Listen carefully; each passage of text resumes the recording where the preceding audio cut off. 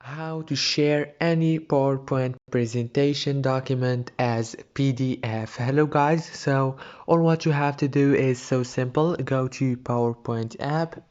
This is the home page. As you can see, choose the presentation that you want to share. I'm gonna choose this one.